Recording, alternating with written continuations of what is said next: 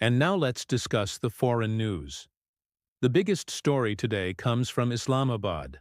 Pakistan has responded to India's surgical strike, and this response has come through an official communication, a diplomatic note handed over to India's envoy in Islamabad. What does this note say? It says Pakistan will respond at a time and place of its own choosing.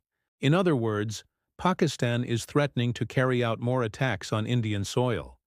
They are calling this a violation of Pakistani sovereignty. We've got a copy of that diplomatic note. Let me read out what it says. This is from Pakistan's Foreign Ministry. The contents of the so-called surgical strike across the line of control and subsequent Indian claim of having destroyed terror launch pads in a deliberate escalation by India and a violation of Pakistan's sovereignty and territorial integrity. Pakistan has taken a serious view of this unilateral and unprovoked action, in blatant disregard of all diplomatic niceties and the sanctity of their so-called surgical strike.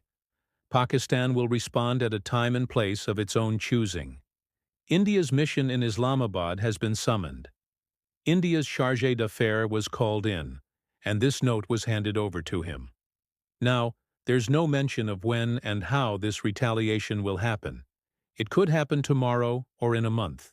It could be another border incursion, another terror attack, maybe something more ambitious like a Fedayeen attack. Pakistan has not ruled out anything. But one thing is clear, the response will not be military. And that should be music to India's ears, because India knows how to fight Pakistan on the battlefield. You just saw that 12 non-state actors were eliminated across the line of control. They know how to counter Pakistan's terror infrastructure. But what India may not know is how to counter Pakistan's political design. That's something New Delhi did not anticipate, and Islamabad is banking on that. Their hope is that India will be bogged down by the politics of this attack, especially with an eye on the upcoming elections.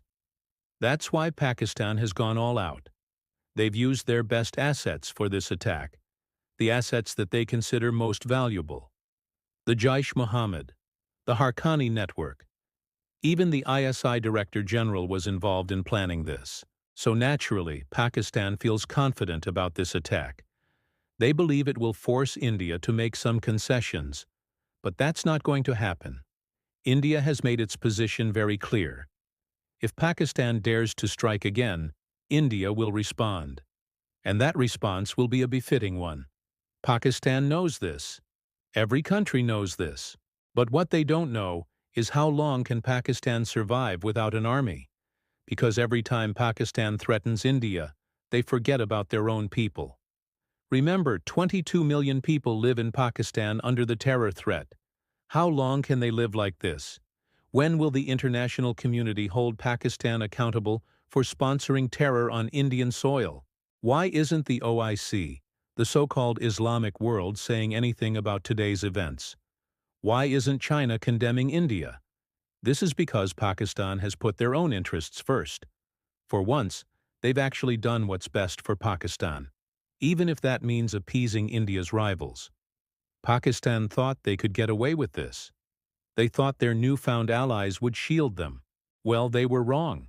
Just like Turkey, Iran and China are condemning Pakistan. And this is a golden opportunity for India to isolate Pakistan completely.